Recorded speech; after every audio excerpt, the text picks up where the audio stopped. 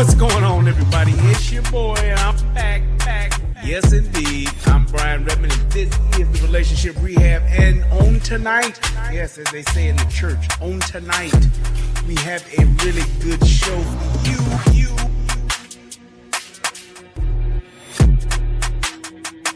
It is what it is, man. But thank God for Rumble. That's all I can say, man. And if you have not, please go subscribe to my Rumble, because this here ain't promised. And also, subscribe to the Guru and the Whore over on Rumble too. Tommy and I about to start doing our show again. Yeah. When are we as black folks? Everybody talk about when black community gonna ever come together. When black folks gonna ever get it right. Will black folks ever be able to overcome? Oh, we've been saying that shit for 40 years since I've been around. I think it needs to be a little bit more basic than that. I know this may be a shocker. But when are we as black folks just gonna treat each other with respect? When are we gonna treat each other with respect? How do I better myself? It's by doing the work myself. I need to work on myself. By changing myself. How do I better my people? I need to change the thought process and the thought patterns of our people. Period. That's just what it is. Period. That's just what it is. I don't think that the social engineers were able to see it this far, but the idea and the premise to say, hey, if we can get the main decision maker and the leader out of the home, then we as the government can essentially control this group of people. And that's just something that has been factual with just society. When the man is not in charge of the home, when the man is not present in the home, then it leaves the family vulnerable. It just does. And so I believe that was done purposely for a position of control. What racist system is holding back the 3 black mayors? 3 black mayors. They don't fucking care. They let these niggas run over the streets. They let these niggas.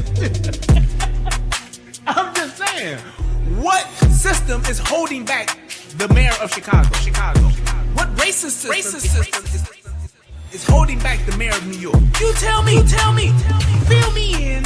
Let me know what racist system got these mayors held back. Ain't none.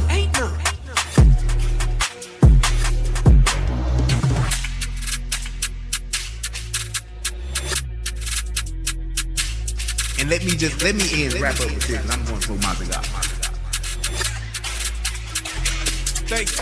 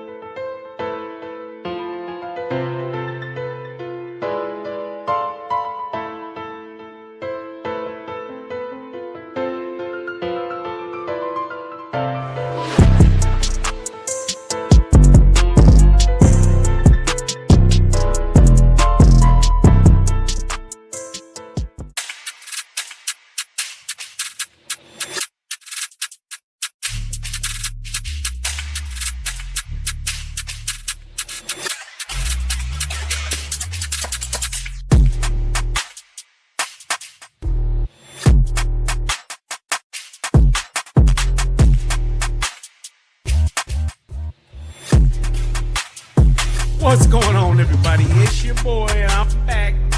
Yes, indeed. I'm Brian Redmond, and this is the Relationship Rehab. And on tonight, yes, as they say in the church, on tonight, we have a really good show for you.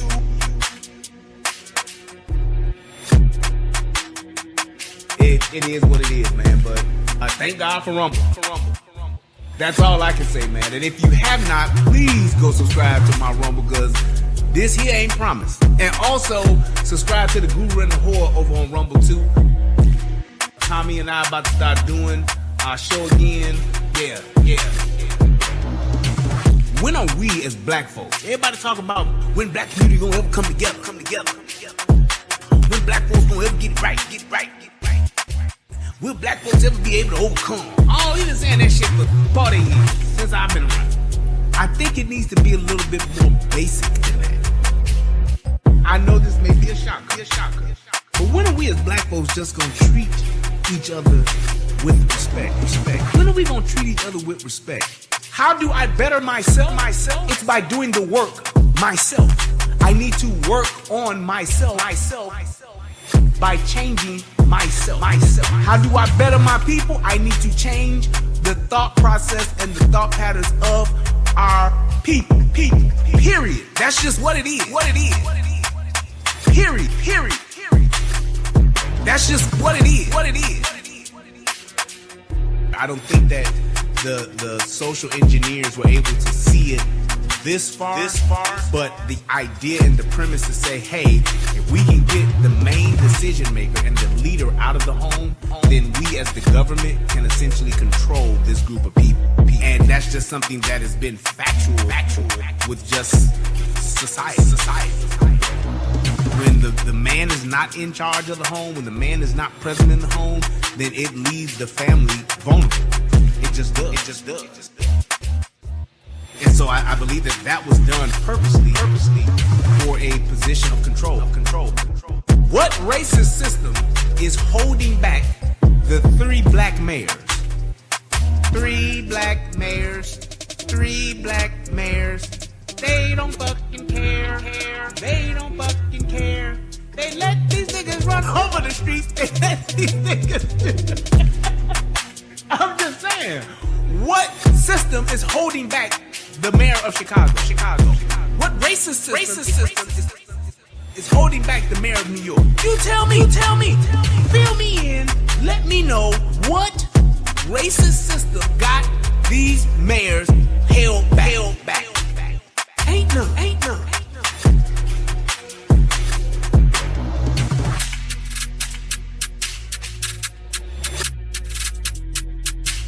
And let me end wrap up with this, and I'm going to throw my cigar. Thanks. It's very true. Yo, bitch, be leaving me, leaving you. Cause a nigga like me to do, let her loose or let her remain. Cause all she be looking for is some fame, a bigger name. Little Miss Thing with bigger claim, and she claims she ain't heard my music. Trying to trick me, so I told her to hold my name Bill Bixby. She still with me now, she killing my dick softly with her mouth, and I really just don't plan on taking it out, cause I'm MJ fucking G. You need to know about these hoes shaking their ass with no clothes like them pros. Show love, shaking that ass in the club, nigga. What? Wait, where's my audio? Show love, shaking that ass in the club, nigga. What? Hoes with no clothes, show love. Hoes with no clothes, show love. Shaking that ass in the club, nigga. What? Swab it up. Yo.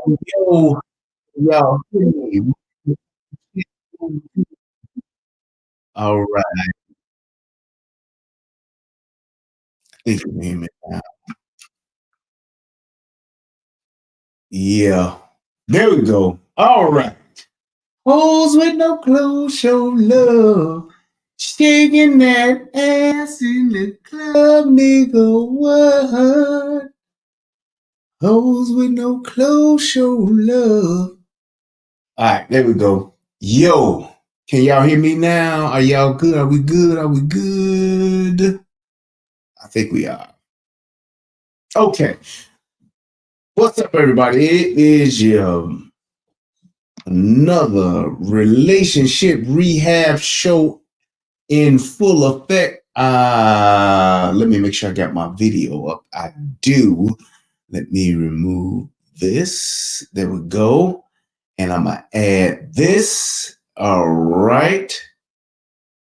All right. Let me make sure that's all good. That's all good. Yo, there we go. Okay. All right. He said a bit of an echo. Let me see if I screwed something up. I don't think so. Let me see. I don't think I did. Let me double check here. All right. I think we should be okay. All right. Is it still a bit of an echo gone? Okay. All right. I did it, as my son would say. I did it. Shout out to my baby boy Bubba in the building, somewhere asleep right about now. My daughter Destiny is probably still up right about now. She's 11 going on 19. Boy, I tell you, man, there's something watching your kids grow up, man. Especially your little girl, man. You watching her grow up into becoming a young lady. Oh, it just makes me want to go to the gun range all the more. So, say la vie. But let's go ahead and let's get into the show tonight. We are going to talk about Kamala Harris just a little bit. We are live from Chester And before we do that, I just want to say, hey, we are getting very close to the election. For those of you who are able to vote, whether you think your vote matters or not, just go vote for Donald Trump. That's all I'm saying. It has been, this is probably one of I haven't seen an election this wild before. These last two elections, I would say, because 2020 was pretty wild too. I've never seen anything like this before. I think that this election, though, is really setting a new era for campaigning. I think the way that a lot of campaign strategies that were good were different than previous ones. I think that this is going to be one of those game-changing elections.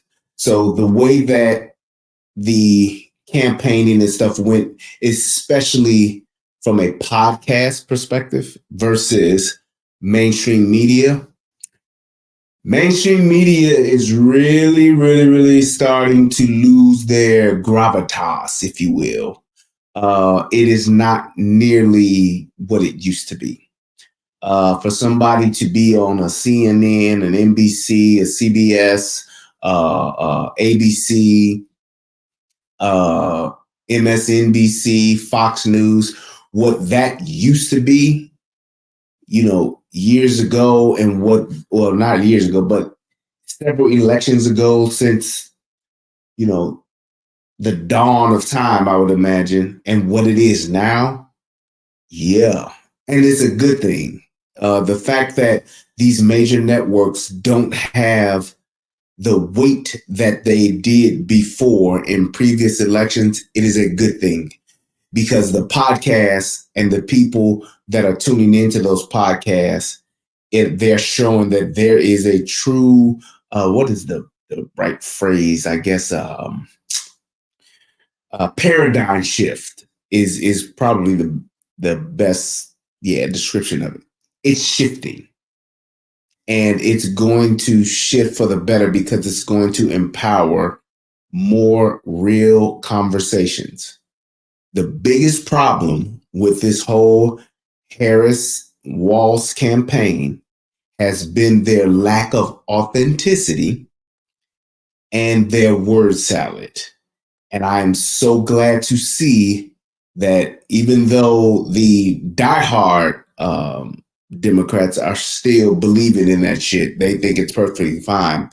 The middle or the independents and the majority of the right wingers, they are really starting to crave and get into authentic conversations with authentic people.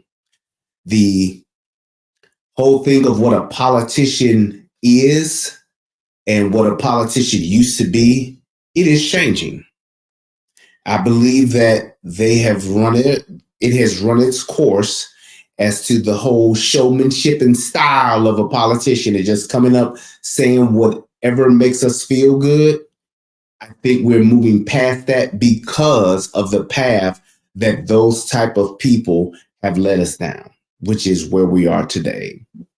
So I'm really excited, and I hope that a lot of that begins to trickle down into our local politics so that we can really start looking for not politicians, but businessmen and regular everyday people to run the country with common sense values.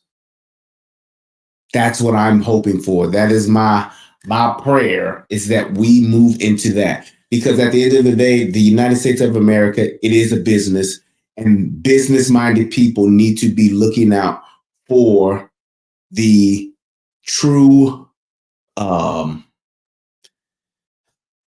benefit of our country first. Anything that goes on with our country, and that's why I support Make America Great Again. America first.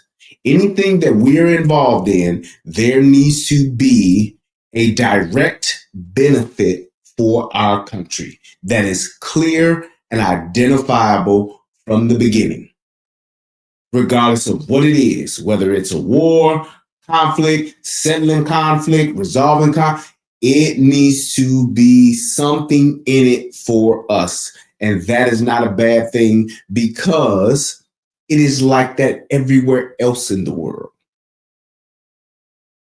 Now, do we have the ability to step up and step in and help countries and help people?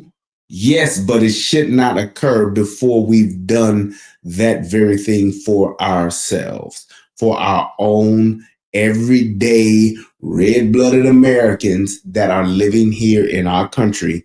They need to benefit first before anyone else. And anyone who doesn't believe in that, you are delusional and you have no real grasp of what the real world is like today. Michael Brown says, I'm going to vote for Trump. As well you should. As well you should. Tell your friends.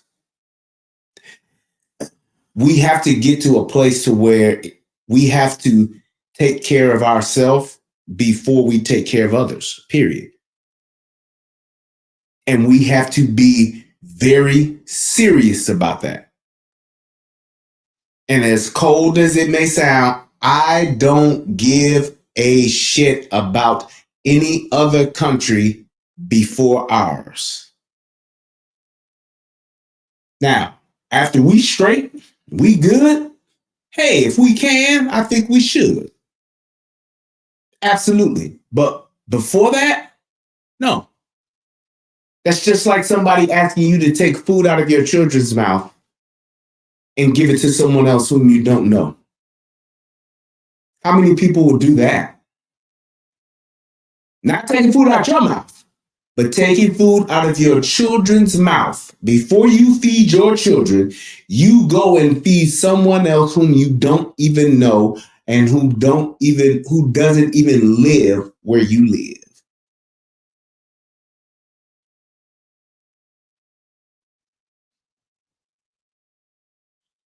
That's the idea of what that is. My friends and family are all in for Trump. Are all in for her, but I am all in for Trump. God bless you, man. It's kind of the same thing with my family. It's kind of the same thing. And my thing is, it's like this.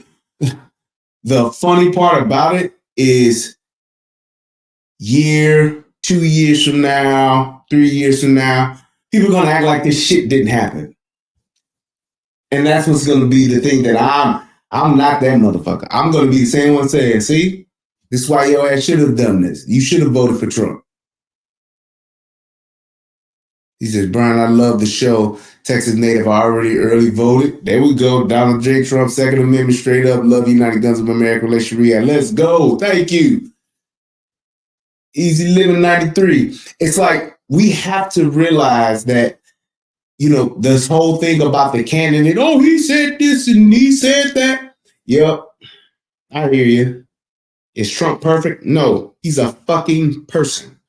I think we've had enough as a country of the smooth, savvy, savoir-faire type of, that's old school cartoon character. Savoir-faire is everywhere. Smooth, savvy politician that has the good look. You don't really know too much about him. You know, seems real perfect. I'm tired of that person. I'm tired of that person because that is the very person that goes behind closed doors and fucks us all over as a country and as a group of people, depending on who you are. Those are the ones that have the price tag. Those are the ones that will sell you out. And those are the ones that do not put country first. They put their interests first. If I'm a first-time congressman, first-time senator, whatever, I'm putting my own self first. Then I'm putting my country second. Because what? I want to ride the gravy train. And I think that's what the problem is. Will you always have people like that? Yes. Which is why we need less government interference. That's why we need less government interference, because the people that are doing their bullshit will have a less impact on us financially, policy-wise, bills, so on and so forth. That's just like people, they said on when I was watching the Kamala Harris interview on Club Shay Shay, and it was terrible.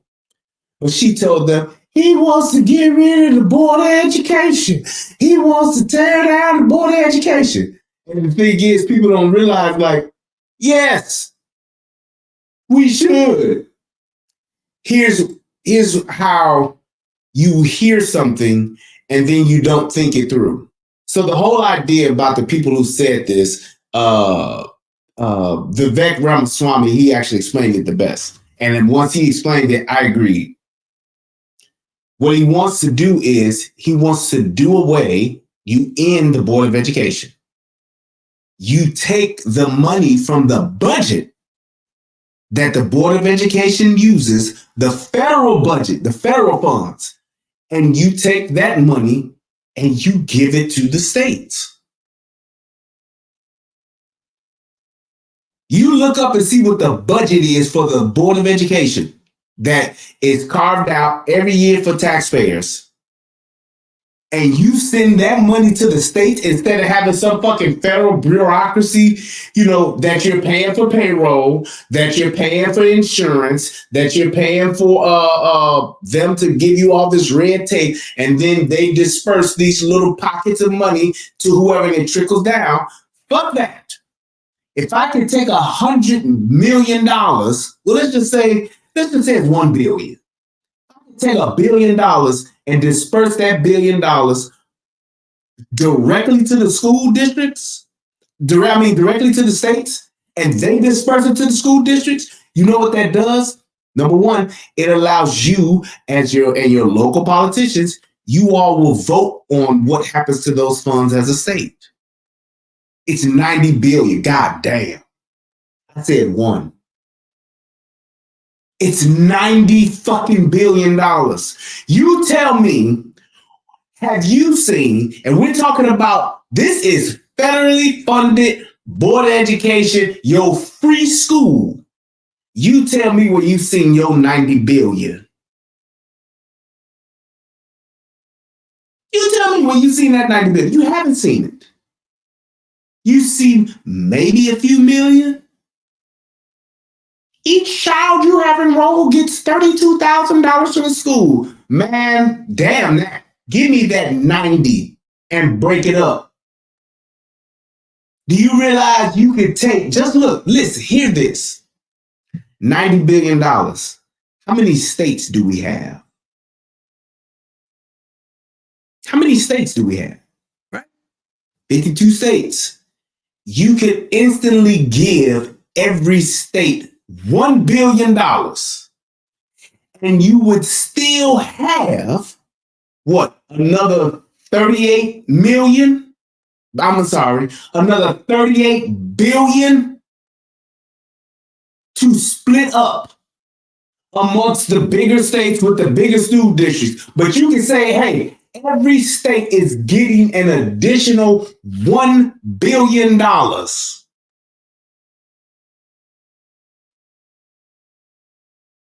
You tell me what state couldn't use $1 billion for their education, their school districts. You split that up amongst the school districts and say, hey, these funds are added to you. Let's just say we just cut the budget. Let's do all total government spending. Let's say we cut that 90 billion, we cut it down to 60. You take $1 billion to every state, and then, hey, you use the other, that little change that's left over, because it's what, $8 billion? You use that for infrastructure for schools. Do you see how much spending we have that we don't know about, and what we could do if we cut out a lot of the bureaucracy and just said, hey, go right to the school districts. So your public schools that barely got enough money to fucking operate and to function, you use that federally funded money for your infrastructure. That means making sure your doors and windows and shit are fixed. School need a fucking furnace. HVAC, school, you need fucking working doors and shit. It goes to the schools. Just give you an example of what that actually looks like when you take the bureaucracy out of the game. But when you got somebody running the board of education on the federal level, who's in charge, you got all of the staff that it takes to run it. And then that's just all of that shit encompassing. If you just did away with that, you're talking about $90 billion.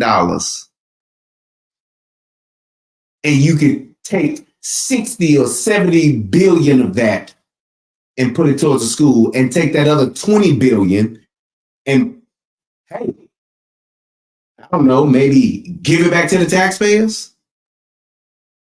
Because you do realize that budget that we pay from the federal government, you do realize that we're now paying taxes as homeowners living in our school districts. I know I do. Just saying. All right, let's go ahead. Let's get into the show. I am going to fire up this here, and we're going to get it started. Kamala Harris, I'm Anderson Cooper. Now, in this room, we have assembled a group of 32 Pennsylvania voters who say they are still undecided or persuadable. All of them are registered to vote. Some cast votes for Joe Biden in 2020, yep. Others for Donald Trump. Some didn't vote at all, and for some, this is their first election. Many are leaning right now to one candidate or another, but they all say they have yet to make their final choice. Now, we found these voters working with a nonpartisan research firm, as well as business and religious groups, universities, and other civic organizations. These voters are asking their own questions tonight, selected by CNN to cover a variety of topics. You may see them holding a piece of paper when they're asking their question. It has their question on it. That is a question they have come up with. It has not been edited in any way by CNN. We also invited former President Donald Trump to participate in a town hall or a debate. He declined. Ladies and gentlemen, please welcome Vice President Kamala Harris. Yeah, I wouldn't have went on that shit either. But it is what it is. So he said, Trump running for and becoming president showed me how many dumb people I know. I don't understand that when you look at this person walking out on the stage right now, but whatever. Show me how many dumb people. I don't know. I guess I need a little clarity on that, but that's fine. Let's go. Vice President, thank you. Appreciate it. Thanks. We have a mic right here. Thank you. Thank you Good so much. Good evening, everyone. Good evening. Thanks so much for being with us. We're going to get to the audience in just a second. I want to start by asking you, though, for weeks you have been calling Donald Trump unstable, unhinged. You've called him dangerous. You've quoted General Milley recently, who called him a fascist.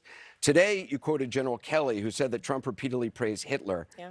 But there are tens of millions of Americans right now who have heard all those things, and they don't buy it, or even if they do, they're still going to vote for Donald Trump. He's arguably more popular now than ever. You have 13 days to go. What do you say to those voters to convince them? Because some of them are in this room. Sure, and I thank you all for taking the time to be here. Now, what I'm definitely going to do here, like this particular question was asked about Donald Trump, so I ain't going to trip. I'm going to let her have this one. But I'm going to show you how many times she brings up Donald Trump to questions that are not directly related to him. How she's going to blame everything and bring him in first and everything else that happens. And I bet, I can't remember because it's been a while since I watched this. I bet at some point she says the phrase, well, I come from a middle-class family. I'm just saying, can't place your bets to see if she's going to do it or not, but we'll see. But the biggest thing that I want to point out here is this is her, mind you, this is her in a town hall, and she is trying to convince middle of the road people. That means people who are undecided. That's what the goal is. Let's see how she carries herself and what she actually talks about. And you could be doing a number of other things with your time. So this really is proof that we love our country. People are engaged, Anderson, and really want to talk about the issues. And so the issue that you raise, yes, I do believe that Donald Trump is unstable, increasingly unstable, and unfit to serve. And I don't necessarily think that everyone has heard what you and I have heard repeatedly, which is the people who know Donald Trump best, the people who worked with him in the White House, in the Situation Room, in the Oval Office, all Republicans, by the way, who served in his administration, his former chief of staff, his national security advisor, former secretaries of defense, and his vice president have all called him unfit and dangerous. Now, I'm not saying that if that's what they believe, that's what you believe. But mind you, all of these people were people that he picked once he was in office. These ain't people that's been around him, that came up through it. These were people that he thought were good people to do the job, because you do realize how many positions that the president has to hire in a pretty fairly short window of time. It's something, I want to say he said it's 10,000 positions, but it's like 100 positions that will then that will then hire the 10,000. So just think, you got 100 people that you need to hire and select and put in position, yourself as the president, and those people will then turn around and hire a grand total of about 10,000 people. So just think about that. And this is somebody who, and not to say that he gets a pass for that, but he kind of screwed the pooch on this part, because he didn't know, which you only know what you only know what you don't know what you don't know. And this is your first time in office. Hey, you did the best you could either way. But now these people, for whatever reason, when they didn't get their way, or whenever they got found out or called out on their BS, they left and they did what most people do. Because I wish I knew the number. I want to say it was something like 49 or 60 something % of Kamala Harris's Her initial staff, when she came into office to today, all gone. All gone. So it's not an uncommon thing for people in office to lose people or people not to be hired. But all of those people that left her did not have glowing reviews about her. They said she was mean, she was a bitch, she complained, she didn't want to do any work, she wanted everything handed to her, she didn't like reading. What the fuck kind of shit is that? So I'm saying that to say, yes, there's going to be people who are going to come and go out of your administration. That just happens. But when you have a greater portion, a greater share of those people leaving, and none of them have anything good to say about you, it is what it is. That fucking general that they keep bringing up, Kelly, his statement has been debunked about how he's lied about the shit he said several times over. And they're just using the fact that he's a general and he said what he said. Fine. They have said explicitly he has contempt for the Constitution of the United States. They have said he should never again serve as president of the United States. We know that is why Mike Pence is not running with him again, why the job was empty. And then today we learned that John Kelly, a 4-star Marine general, who was his longest serving chief of staff, gave an interview recently in the last 2 weeks of this election, talking about how dangerous Donald Trump is. And I think one has to think about, why would someone who served with him, who is not political, a 4-star Marine general, why is he telling the American people now? And frankly, I think of it as he's just putting out a 911 call to the American people. Understand what could happen if Donald Trump were back in the White House. And this What would that be? We must take very seriously those folks who knew him best and who were career people are not going to be there to hold him back. At least before, there were folks who we know what he would say, but they would restrain him. Imagine now Donald Trump in the Oval Office, in the Situation Room. He who has openly admired dictators, said he would be a dictator on day one. The former chairman of the Joint Chiefs of Staff has said he is a fascist to the core. So I think that when the American people reflect, especially those who are undecided. Now, we've all known, and this is the thing that politicians do. It's not even a thing about her specifically, but this is what politicians do. They hear something one time, and yes, they know it's out of context. But even after it gets debunked and they put it in the proper context, they keep saying it. The whole thing about I'm going to be a dictator on day one, it has been proven and shown what the context was, that he was joking, but let's just say he wasn't. And this is the problem that I have with just people, and more specifically, black folks, niggas. The whole idea of he's going to do away with the Constitution, democracy will be over and all of that. Do you all realize that, number one, and these are just two great points.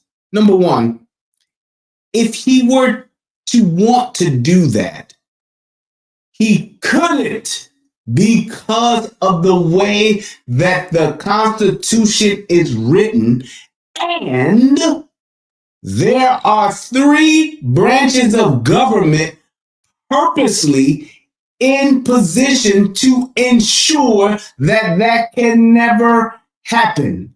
The only way, hear this, the only way that there could ever be a president to take over the country and to truly become a dictator, because it can happen, but it has to be, he or she would have to literally have all 3 branches of government on their side, which in the history of the United States has never happened. Them, all three branches, that means all of the top officials in the executive branch, the legislative branch, and the judicial branch, they would all have to say, yeah, fuck the Constitution. We're going to go with this person all the way, and we're submitting and relinquishing all of our power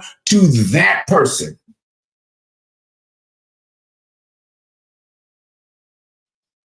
Then that person would then have to also get all of the military branches, the Navy, the Air Force, the Marines, and the Army. They would all have to do it too.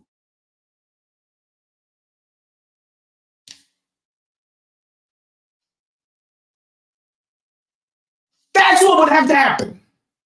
So when you hear them say, dictator, he's a fascist, he wants to be like Putin, he wants to be like Hitler, he wants to do away with the Constitution and your rights. That's what it would take. Right, thank you, all that remains. I gotta post that. So he couldn't get the stimulus checks, but he could stop the Constitution. Right. He couldn't get us $2,500 for a stimulus check, but they're now saying that he could just do away with the Constitution and take over the whole fucking country.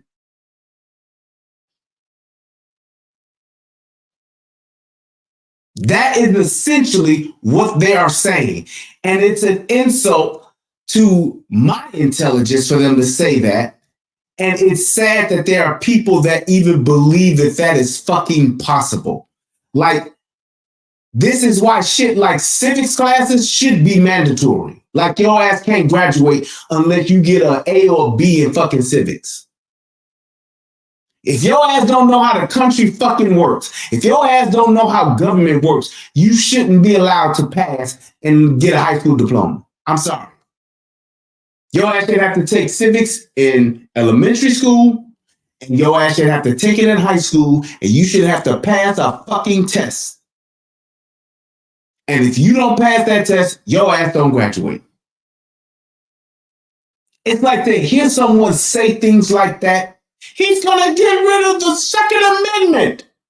Y'all been trying to get rid of the Second Amendment for the longest damn time. As Billy Joel would say. It's stupid that these people will say anything because it sounds fearful. It sounds frightening. They're just trying to just make you so afraid that you will be desperate and vote anything. On who you should listen to. Don't take my word for it. In fact, go online and listen to John Kelly, his voice. His voice? What? Yeah, because John Kelly is like the fucking Bible. And anything John Kelly says is just the gospel.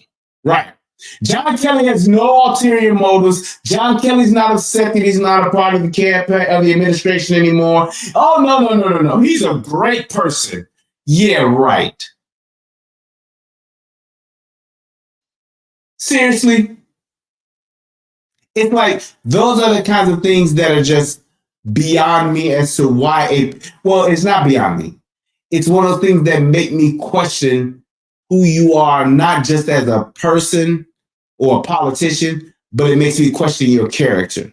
If you're willing to exaggerate by such a large margin when you know what the truth is, and that's all you got, that's all you hanging on, then it lets me know what type of character you have.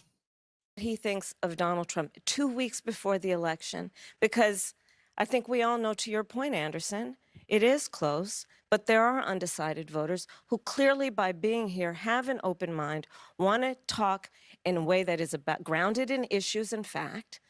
And when they hear these facts, I think it compels a lot of people to be concerned about the future of our country with Donald Trump at the lead. You've quoted General Milley calling Donald Trump a fascist. You yourself have not used that word to describe him. Let me ask you tonight, do you think Donald Trump is a fascist? Yes, I do.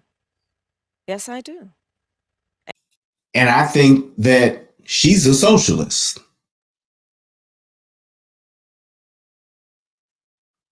I just think that because the things that she says and the things that she doesn't say, socialists want to redistribute wealth.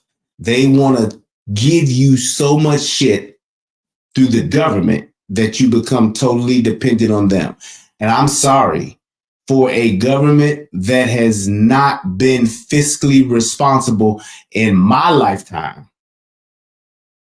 The shit we've spent and wasted money on, there's no way possible that I would trust them to redistribute the wealth of this country from its people. No way possible. And it's only broke, ain't shit, don't work people who ain't never had shit that want this. Somebody who ain't never worked a goddamn hard day in their life. Yeah, you want to take some money from a billionaire and you want some of it just because that's the only right thing to do. Why he got all the money? Because he worked for it. Well, he ain't worked for it. He came for money. Well, his parents worked for it. Either way, whether they work for it, scheme, stole, whatever the case may be, capitalism works way better than socialism. That's all I got to say. And there's numbers in history that prove that. You want to be a socialist? Fine. Just don't do it here. It's very simple. Nobody's saying you can't be a socialist. Nobody's not saying you can't be a communist. You can. Just don't do it here. We like capitalism here. We like being capitalists here.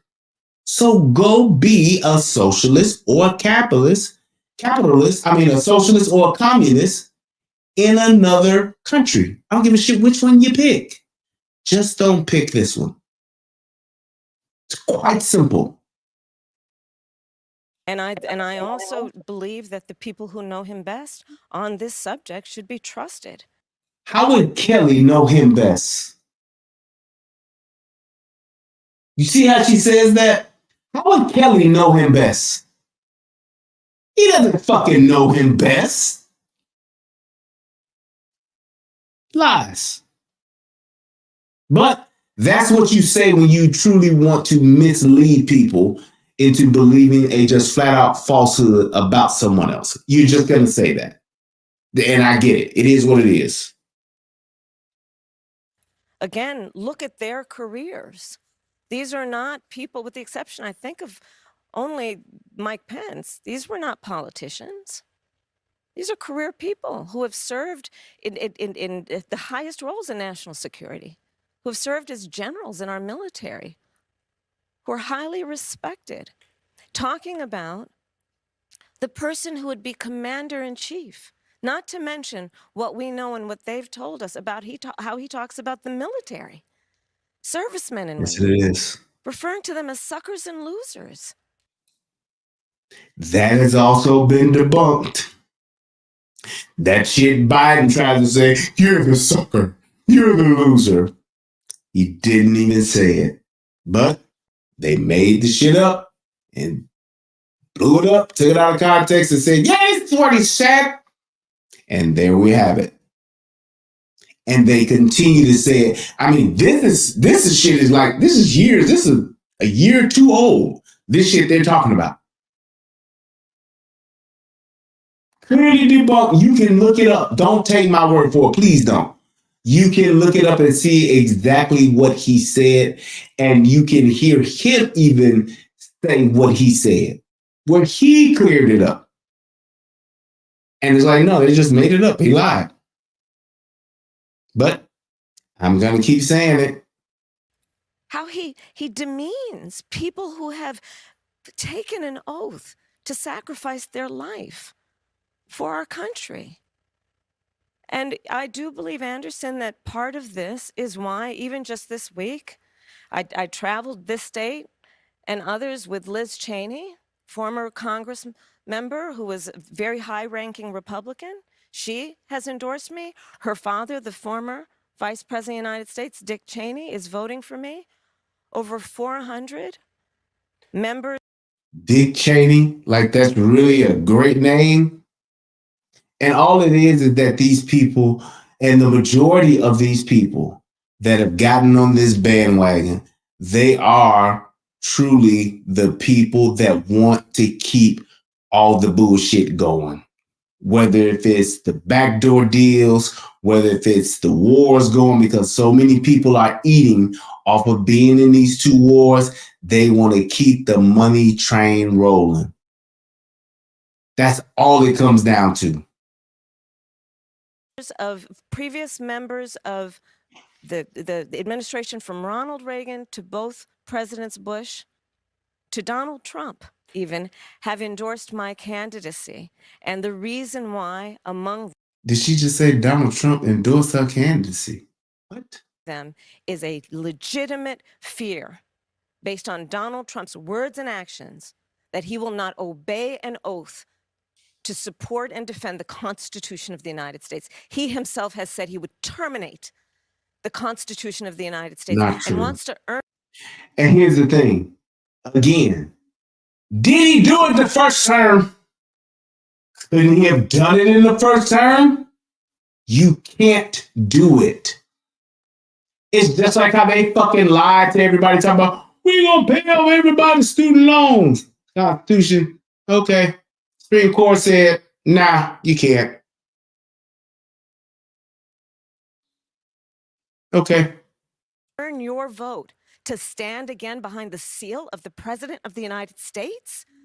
No one standing behind the seal of the President of the United States of America should be in that position saying they want to terminate the Constitution of the United States. This is Annalise Keene. She's from Philadelphia. She works as a fundraiser for Habitat for.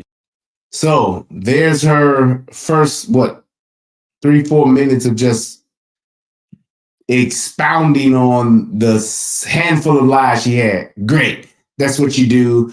You got to make him look bad, all that good shit. That's fine. Let's go. Humanity. She's registered with no party affiliation. She says she's a Democrat. She's leaning toward voting for you, but said she's yet to make her final decision, in part because of the conflict in the Middle East. Annalise? Thank you, and good evening, Madam Vice President. Good evening. My question is, as president, what would you do to ensure not another Palestinian dies due to bombs being funded by U.S. tax dollars? What would you do to make sure that not another Palestinian dies due to bombs from U.S. taxpayers?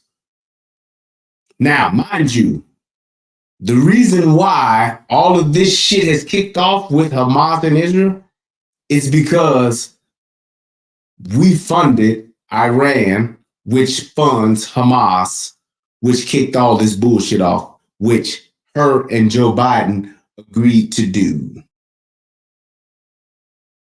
Iran was broke under Donald Trump. They actually put in legislation and they chose to buy oil from them, and they gave them something like $250 billion to fund all of the war and all of the equipment and all of the arms that they got to kick that shit off with Hamas that occurred last year, October 7th. They did it. Now let's hear what she says. So I will say, and I think this is to your point, far too many innocent Palestinian civilians have been killed. We already know that. Why you got to say it? The reason why she's saying it is because she's about to go on the Great Space Coaster to another place. Watch. It's unconscionable. And we are now at a place where, with Sinwar's death, I do believe we have an opportunity to end this war, bring the hostages home, bring relief to the Palestinian people. Do y'all understand the question? What would you do to ensure? Not, I believe we have an opportunity, and with that opportunity with such and such death, we have an opportunity. What would you do, bitch? That's all I'm asking you. But watch what she says. And work toward a two-state solution where Israel and the Palestinians in equal measure have security, where the Palestinian people have dignity, self-determination, and the safety that they so rightly deserve. What do you say to voters? She said, what would you do? Did she say anything about what she would do? Hmm? Did she say anything about what she would do?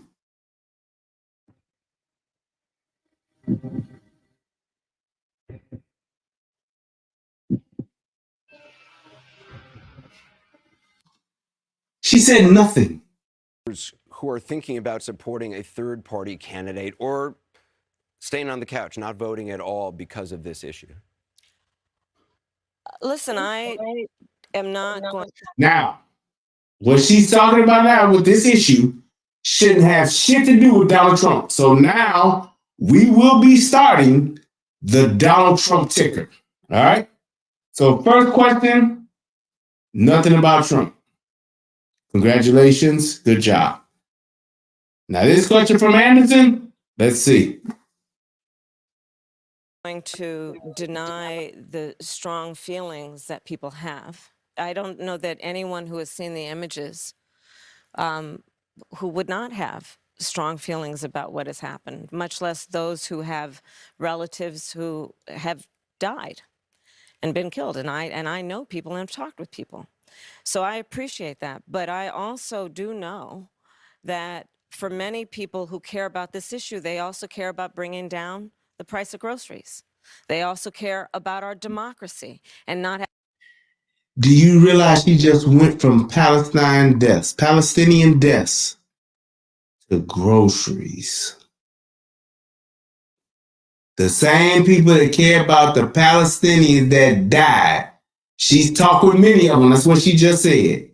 She just wrapped in and weaved in groceries and the price of groceries. Yeah, you know, Kamala, a lot of people dying in Palestine, girl. But what about these motherfucking groceries? That's essentially what this bitch is doing. Unbelievable.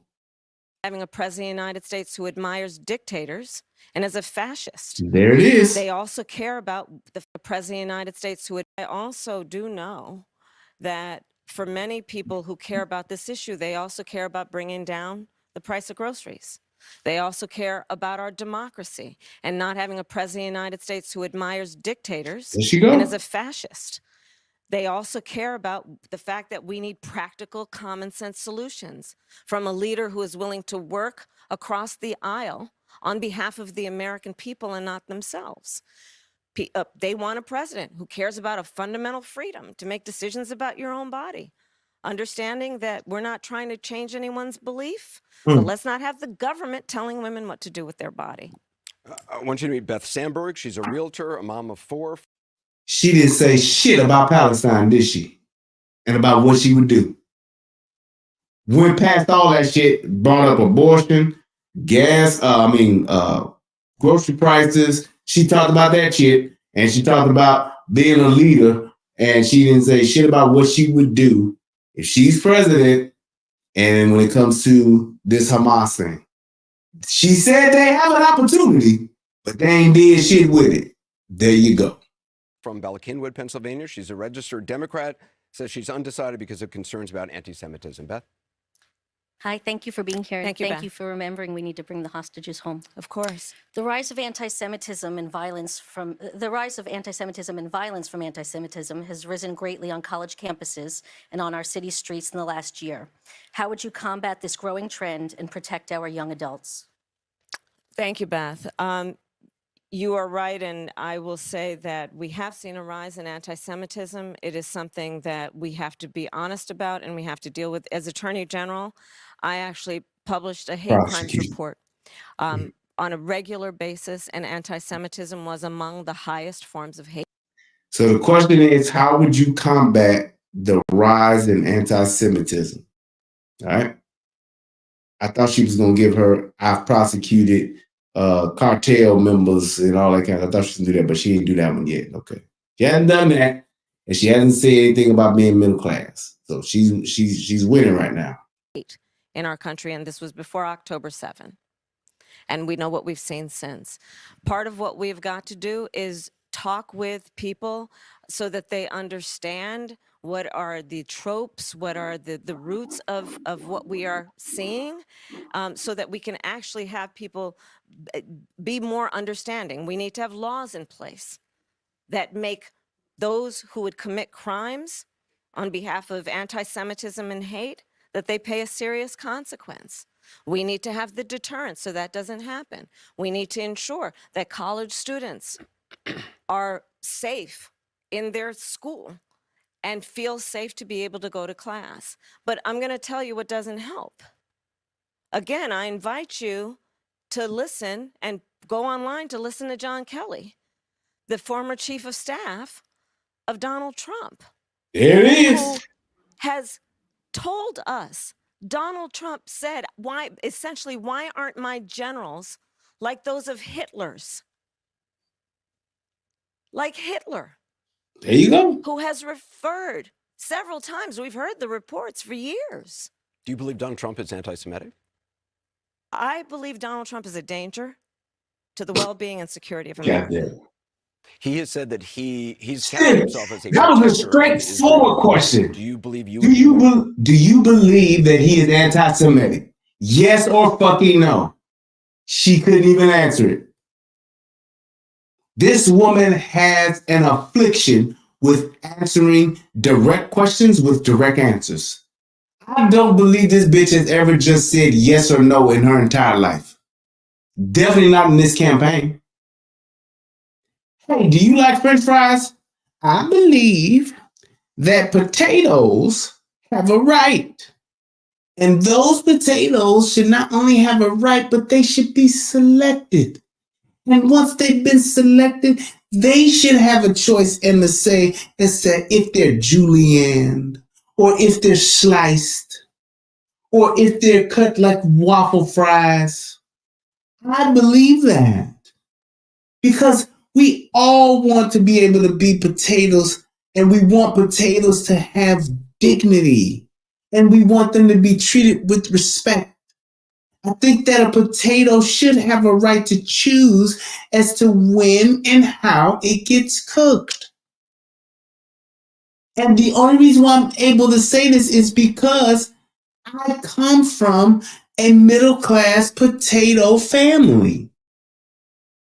I know what it's like to be a potato.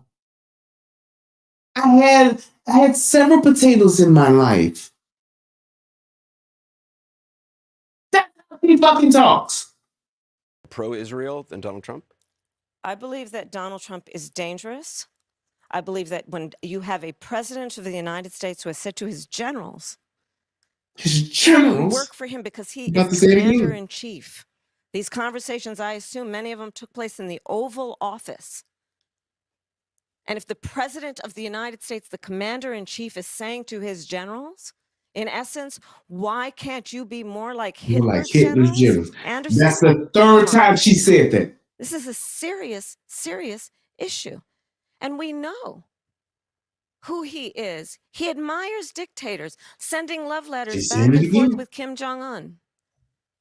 She said love letters. That was funny. The president of Russia, and then most recently, the reports are that in the height of COVID, when most Americans could not get their hands on a COVID test, Americans were dying by the hundreds a day.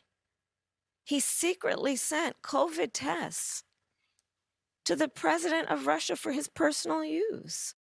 Yeah, because you know those COVID tests was curing a lot of people. Just saying.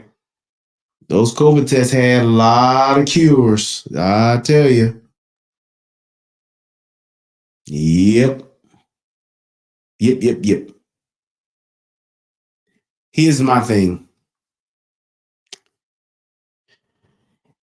If it's so important to keep saying that this dude is a dictator, was a dictator, is going to be a dictator, whatever the case may be, then at what point do we actually hear from what the fuck she actually has to say? Because she keeps saying the same thing. And yes, He says, are these people planted? Because I know that they're actually sitting down feeling like their question was answered. Exactly. And here's my thing. We all know it's CNN. We all know who CNN is representing for. I get it. Goddamn. Come on. I swear I get one of these every show. But we all know who it is. And we all know that they handpicked these questions. I'm pretty sure they handpicked the people. And I'm quite sure that, yes, these people were told, ask your question and sit down and shut up. Fine. Because not one of them said, well, you really didn't answer my question. But we shall see so far. So again, this election in 13 days is presenting the American people with a very significant decision. And on the one side, on this issue of who is going to model what it means to use the bully pulpit of the President of the United States in a manner that in tone, word, and deed is about lifting up our discourse, fighting against hate, as opposed to fanning the flames of hate, which Donald Trump does consistently.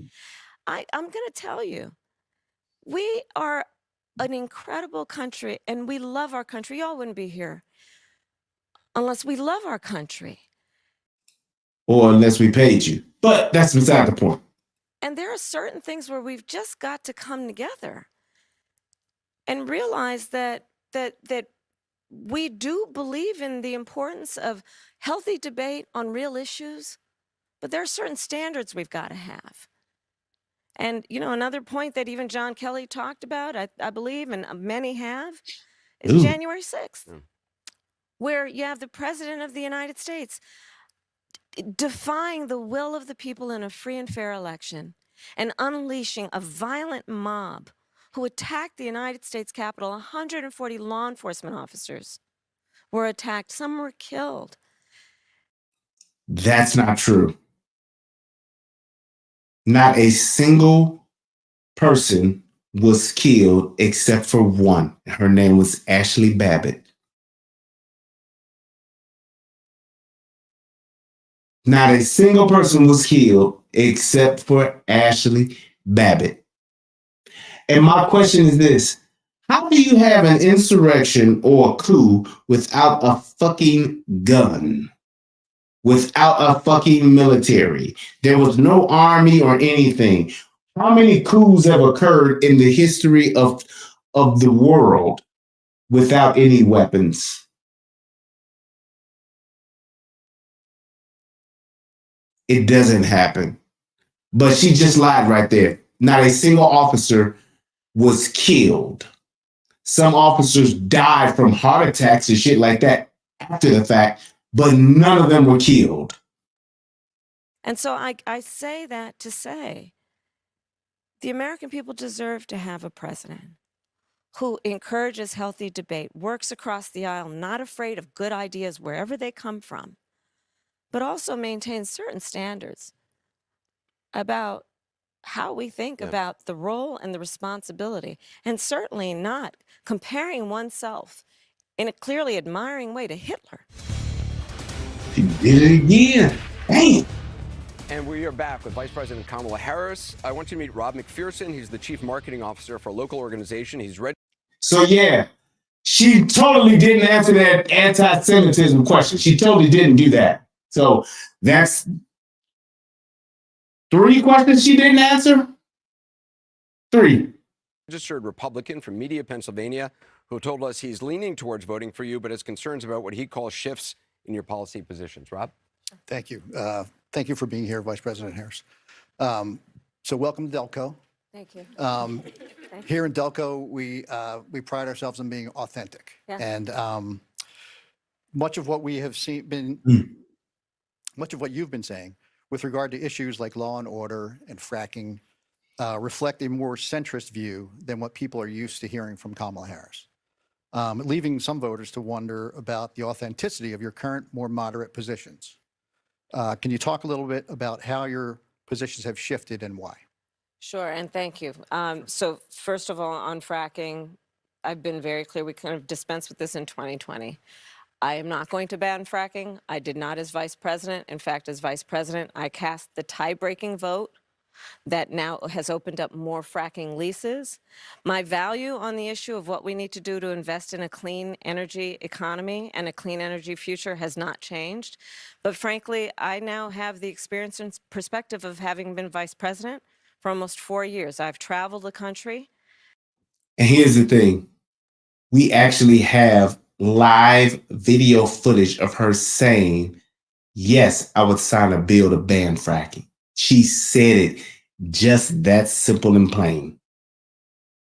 In the context of saying, if there's a no fracking ban passed, would you sign? Bill that comes across your desk, would you sign it? She says, yes. If a no fracking bill came to my desk, I would sign it. That's exactly what she said. So now she's saying she's changed. Fine. But that's what she said. I know that we can invest in a clean energy economy and still not ban fracking and still work toward what we need to do to create more jobs and create US-based jobs in a way that will be globally competitive. On the issue of law and order, as you mentioned, I think there's just a whole lot of misinformation, to be honest with you. I have personally prosecuted very serious crime. It's how I started my career. I spent most of my career as a prosecutor, not in Washington, D.C. And as my first priority had and remains as a first priority to me, the safety of the American people. So that has not changed. And sadly, I think that there's a bit of misinformation, if not more than a bit. But I'm glad that you raised the subject so that I can address it. But just if now watch her go off into some bullshit. But she's mentioned one. Though I prosecuted cartels and all that. There she goes. But watch what she does now. if you don't mind, just let me just finish. Because I think the spirit of your question is really important, and I'm glad you raised it.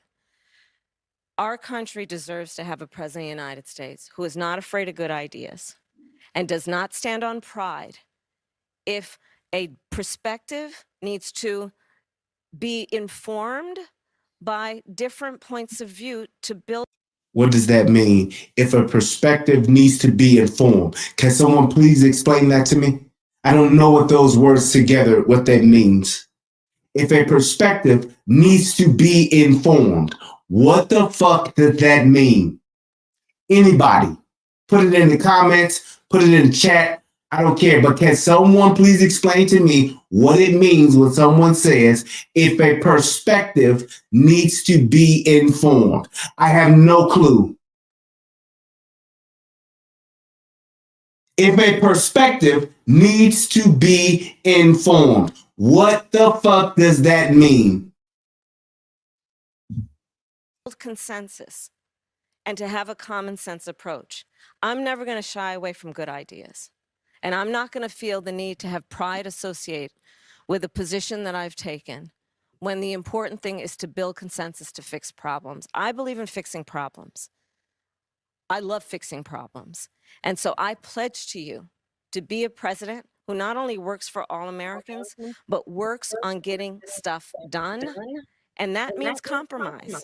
And it doesn't mean compromising your values or your principles, but it does mean working to get stuff done. And I pledge to you I will do that. Just to be clear, though, what he's referring to, and you point out, too, when you were running for vice president in 2020, you were not talking about banning fracking, but... No, Anderson, I pledged that I would not ban fracking. Right, I know. You said you would not ban fracking. Correct. You know, you had said in the 2019 town hall, there's no question I'm in favor of banning fracking. In 2017... Yes, 2019, she says, no question, I am in favor of banning fracking. Okay. Talked about Medicare for all. You talked about 2019, you raised a hand in debate about if border crossings should be decriminalized. Are all of those issues? Which they did. Just saying. Issues, which those are not your positions now, are all those issues that you're saying through consensus and getting stuff done, you have evolved on? Well, no, let's take, for example, the issue of Medicare. My point has always been that access to health care should not just be a privilege of those who can afford it. It should be a right for all people. So that is why I have worked on doing what we have done to, one, allow Medicare to negotiate against the big pharmaceutical companies to bring down the cost of prescription medication. We've achieved that. And you know what? It's not a thing of her voice being annoying. I think it's the words that she uses. She's literally, and this is the biggest problem, and I don't know how you can be behind someone who does this. She's literally not saying anything. She's hitting a motherfucker with the Oswald Bates. I wonder if y'all can, if my Oswald Bates, I didn't check that. God damn it. Y'all let me know if y'all can hear this.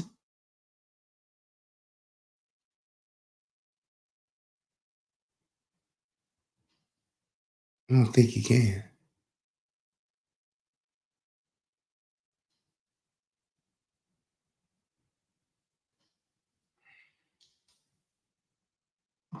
Did y'all hear that? Y'all let me know if y'all can hear that or not. I don't know if you could. I hear nothing at the moment. Not playing. Damn it! I need to fix that. God dang it. Shit. I wonder if it's. Oh, I wonder. Oh, who wrote the book of love? I wonder if that fixes it. Let me see if it plays it now. The ambiguity that I feel never justifies itself. Y'all let me know if y'all can hear anything. Anything. That surreptitiously conflicts with the Nothing. instability hitherto. He said, I hear something. Who do we appreciate? Is it very low? Of Congress, excuse me, condoms, demystifying the squalor of profanity. Might have to boost the vibe. I'll turn it all the way up.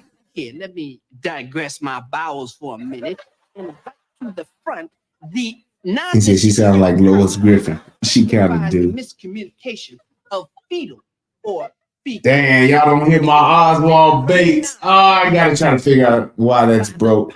Because that should work. Damn it. I wonder if y'all can still hear. Can y'all hear my boom howl?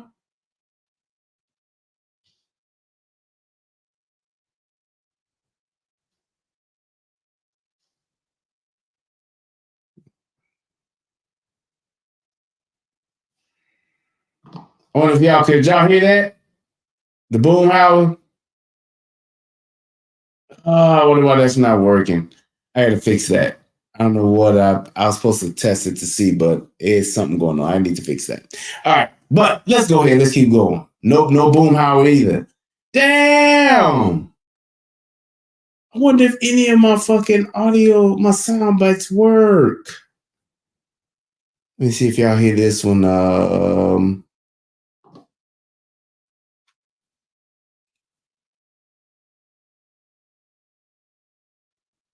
Did y'all hear what to say now, Chuck? He said he can hear it, just turn it up. I turn it up. Doo doo doo doo doo doo.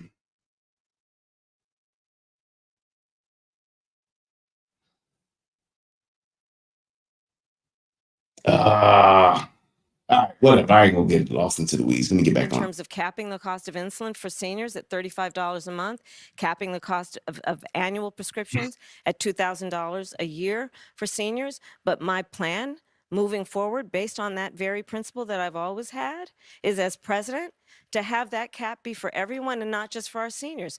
The work that I have done that has been about recognizing the importance of dealing with border security, that has never changed. As I said, I have prosecuted transnational criminal organizations. There it is. I did for years before I ever ran in 2019. I mean, you did raise your hand saying in a debate when asked if border crossing should be decriminalized, but obviously that is not your position. I never intended, nor will I ever allow America to have a border that is not secure. I believe we need to deal with illegal immigration. Now, mind you, this is the same person who fucked up the border and then didn't do shit about it for 3.5 years. I'm talking day one. They got rid of all of the border shit that was in place. They took all that shit away and said, we're going to take all this shit away and break this motherfucker. Then we're going to try to fix it over the next 3.5 years. And I promise you this bitch is going to bring up the bill that Donald Trump, he killed it. I bet you she bring that shit up. There needs to be consequences, which is why part of my plan that I have outlined, and again, please go to kamalaharris.com. Sorry to throw a website on you, but why not? And you will see that part of my plan includes what we need to do to actually do more as it relates to putting resources in, including increasing penalties for illegal crossings. And just finally on fracking, you said you're clear you would not ban it as president. No, I would not ban it as president. Right, I know you're clear on that. Do you think it is bad for the environment, though? I think that we have proven that we can invest in a clean energy economy. We can mitigate greenhouse gas emissions. We can work on and sustaining what we need to do to protect this beautiful earth of ours and not ban fracking. Time is short, so I want to get some more voters in. Tanisha Spall from Lansdowne, Pennsylvania. She works as an education administration manager for the Pennsylvania. I must admit, I'm surprised she didn't say nothing about that bill that Donald Trump killed. He killed it. Department of Corrections. Registered Democrat who says she's leaning towards supporting you has yet to make her final decision. Tanisha, welcome. Thank you, Anderson. Thank you, Madam Vice President, for joining us this evening. Of course. I appreciate that you did acknowledge that we are a country that is faced with problems and issues. With the This is so funny how they have these little, certain people have the little preamble. I appreciate you saying it's, yeah, definitely planned. But I get it. It's your network and you guys are with the shit. So it's cool. Supreme Court being plagued with issues, would you be in favor of expanding the court to say 12 so each justice has only one circuit court other than Chief Justice to assist in making judgments more balanced? Well, to your point, there is no question that the American people increasingly are losing confidence in the Supreme Court. And in large part because of the behavior of certain members of that court and because of certain rulings, including the Dobbs decision and taking away a precedent that had been in place for 50 years, protecting a woman's right to make decisions about her own body. So I do believe that there should be some kind of reform of the court, and we can study what that actually looks like. But I do believe. But again, let's just, while you raise the point of the court, understand that, again, in 13 days, the American people will decide who is the next president of the United States. In 13 days, you will decide who is sitting in the Oval Office on January 20th. And on one hand, you have in Donald Trump someone who has increasingly proved himself to be unstable, and who, as we have established and the people close to him have established, he is unfit to serve. Somebody who on January 20th, you can be sure, will spend full time, like we know, and we've seen the image mentally of him sitting in the dining room off of the Oval Office, watching for hours as people violently attack the Capitol. You can be sure, because he has said he would weaponize the Department of Justice to go after his political enemies. Wait a minute. He would weaponize the Department of Justice? Oh, you mean like y'all did? Oh, okay. I got you. So y'all basically saying he would do what you guys did because he was your political opponent. I got it. That's what you're saying. Okay. I guess because you've seen that before. Gotcha. Okay. Yeah, right. Yep. You can look at a Donald Trump in the White House after January 20th, sitting in that Oval Office, plotting his revenge. He has talked about the enemies within. Why would he have to plot revenge on who? This is the point that I make about this. It's like they keep saying this revenge thing. Who would there need to be revenge on? Who would you have to get revenge on? Who would Donald Trump need to have revenge on? What can he do against these people that have done nothing? Unless you did do something and your ass broke the law. Just think about that. Why would somebody be concerned about revenge? Why would you be concerned about revenge unless you did something against someone and what? You don't respect them? You don't expect them to do anything about it? Oh, so you can just come and take my money. You can just come and sue me, make up a bunch of false allegations, impeach me twice and do all of that. And then when I get in office with all of the shit you did to me, which was illegal, interfering with the election and everything, I shouldn't say anything about that. I should just let that be what it is. That is definitely the mind of a Democrat person. I do whatever I want. You do nothing about it. Same people who talked about, he has 31 felonies, he should be in jail. Oh, so the fact that y'all weaponized the government to go against your political opponent, should nothing happen about that?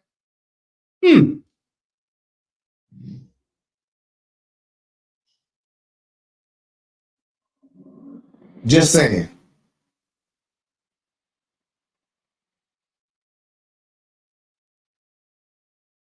We haven't even raised that subject, Anderson.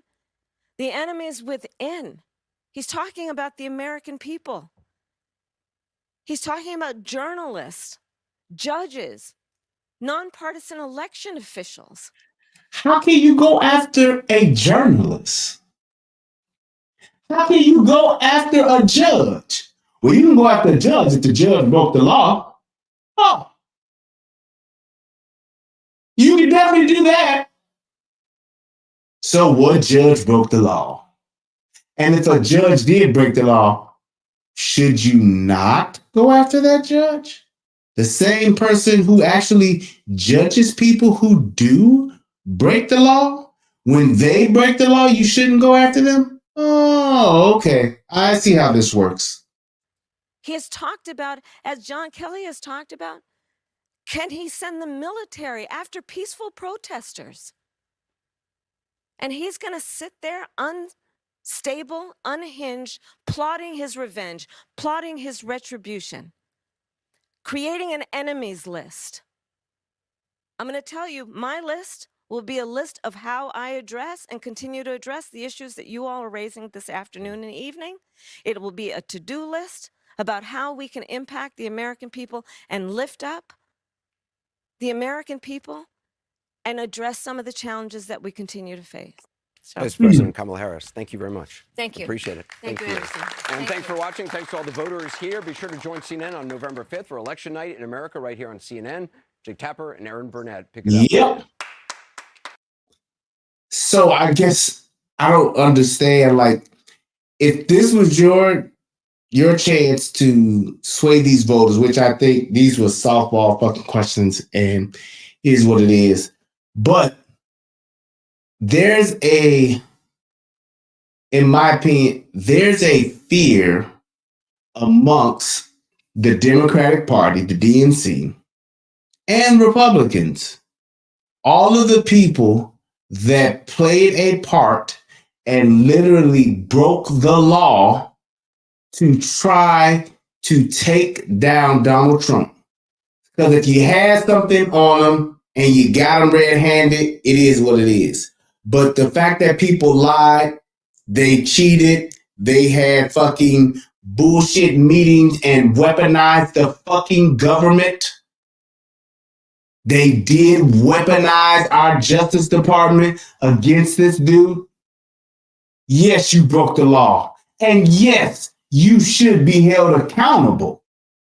It's you know what this is? It's like the Democrats have this thing to where they want to spend the taxpayers' money. They want to waste the government resources. They want to do whatever they want for what they personally believe is going to enrich them or make them feel good or put them on a pedestal. They want to do all of those things, and they want literally no accountability for it.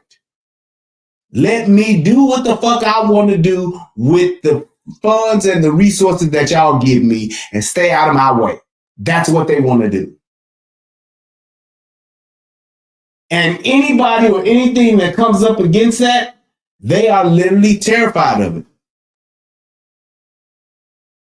Wait, you mean to tell me all that money I recklessly spent, somebody's going to actually ask me about it? Oh, why would you want to do that? You mean to tell me we can't do the reckless shit I did?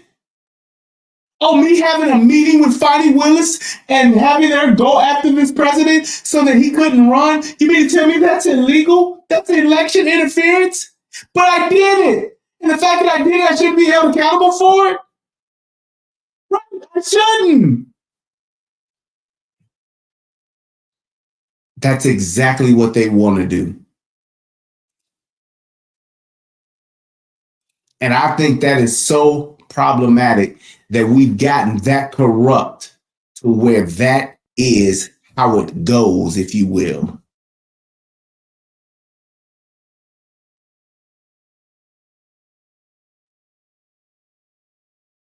Right. Jerry Benson said, remember what Democrats said, what do you have to hide if you are against an investigation?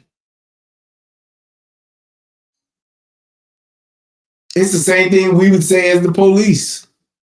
Hey, man, if you didn't do nothing wrong, you ain't got nothing to hide. Why would you not talk to us? Tell us your side of the story. If you did nothing wrong, you'll be fine. But if you did do something wrong, then now's the time to try to speak up and save yourself. Because somebody's going to go down for this. And it's not a matter of if, it's a matter of when and how hard. Hey, man, right now, what you're dealing with and what you're playing for is not if you get out of here, because you caught. What you're playing for now is how long are you going to have to sit down? Because we got you. Now, if you want to help yourself, you tell us everything that happened. Tell us your part. Tell us the parts that people played. And then that will go to your benefit when it comes time to talk to the DA and when it comes time for sentencing. But we got you, bro. Ma'am, we got you. We got the evidence. We have the witness. We got it all. We got the footage, whatever it takes. We got it already. This is your chance to help you soften the blow of this time you about to get hit with. You trying to do a few months? Or you trying to do a few years? It's all up to you now. That's how that conversation goes. When you know you got somebody you did wrong and you broke that law, that's what it comes down to. It's not a thing about if, it's a matter of when. All the toothpaste is out the tube. Your ass is already grass. You're just about to decide it's how much of your grass ass gets cut. We're going to cut you at 3 3/4 of an inch. We're going to cut your ass down with 1.5 inches. That's what it is. And all those motherfuckers over there, the rich fucking billionaires that been fucking around with Diddy and Epstein, from them all the way down to the motherfuckers at the Justice Department that was illegally fucking with the election, FBI, CIA, DOJ. How involved were you all?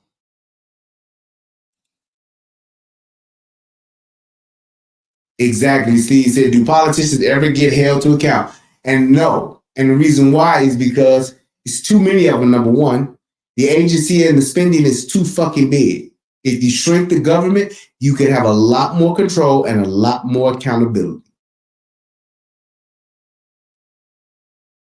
When you got 400 people spending money, it's a lot different when you cut that 400 down to 40. I can watch what 40 motherfuckers do as opposed to 400. That's the difference. Exactly. And the reason why they get to fade off into the sunset with no accountability is because they're all covering for each other's ass. They got the whole idea of if I go down, you go down. That's why you have Republicans coming over to her side. That's why you have generals coming over to her side. That's why you have all these other fucking politicians coming over to her side because they're all in this shit together. They're all of their hands are fucking not dirty. They're all filthy. And they don't want to be exposed.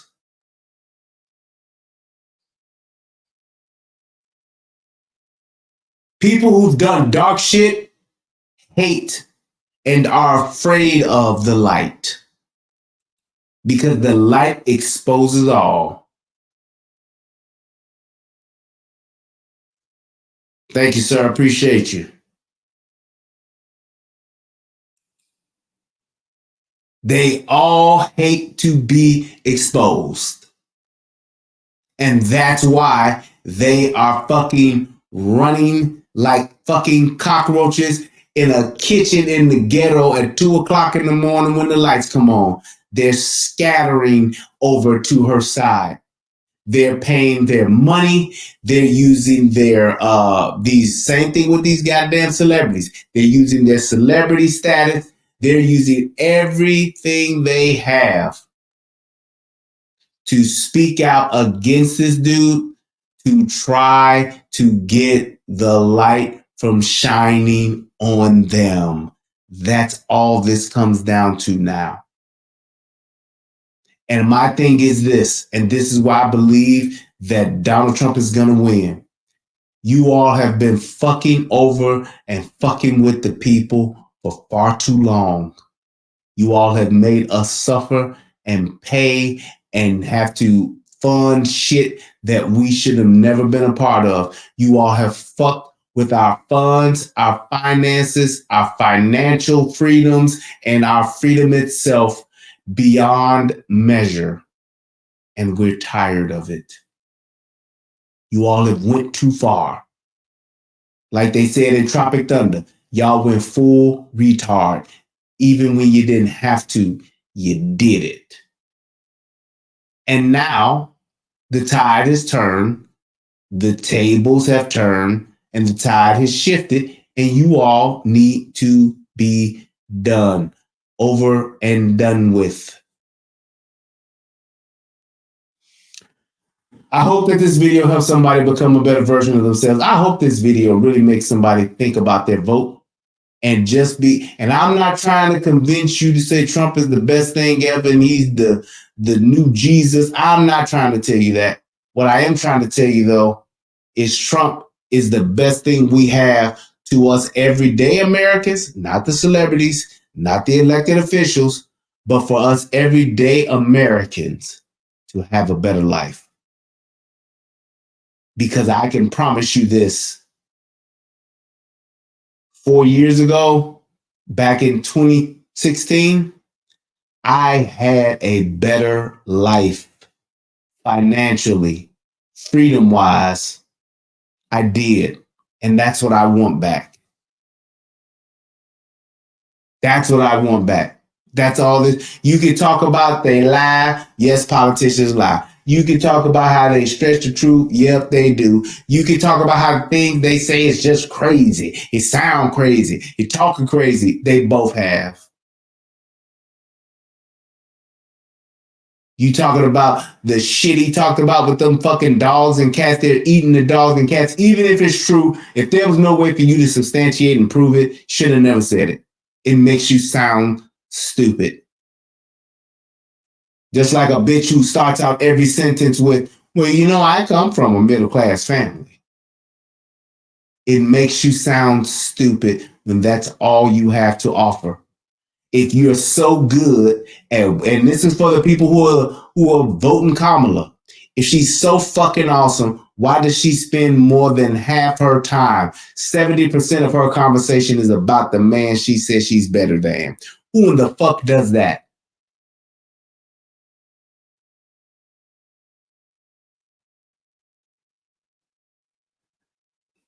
Just ask yourself that. Who does that? I put this on a social media post the other day. I said, you know, when people talk about Michael Jordan being the GOAT, when that conversation comes about, nobody, and I mean nobody, who thinks that Michael Jordan is the GOAT starts that conversation off with how bad of a player LeBron James or Kobe Bryant is. I've never heard it. Why is Michael Jordan the GOAT? Well, you know, LeBron lost 3 times, and LeBron is not been someone who can step up in the fourth quarter. Nobody starts that conversation off like that. First thing out their mouth is 2 3-peats, motherfucker. 72-10 with a ring, motherfucker. Never had a game 7, motherfucker. Has been MVP, Finals MVP, and defensive all-team. Motherfucker. The most dominant player of his generation, of his time. Motherfucker. Nobody ever in Mike's run in them 2 3-peats gave it to Mike.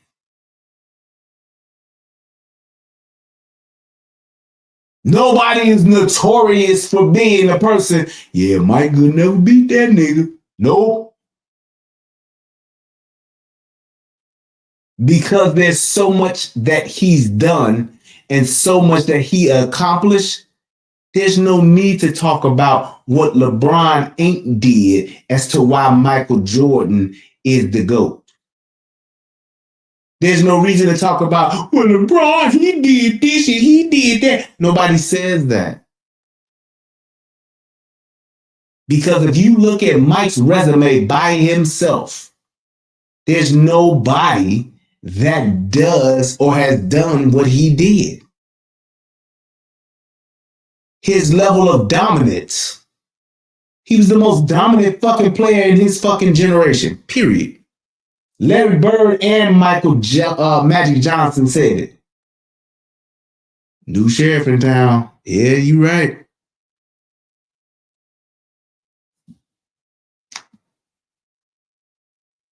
You can't win the GOAT of being the better anything talking about your opponent more than you talk about yourself and what you do and how good you are.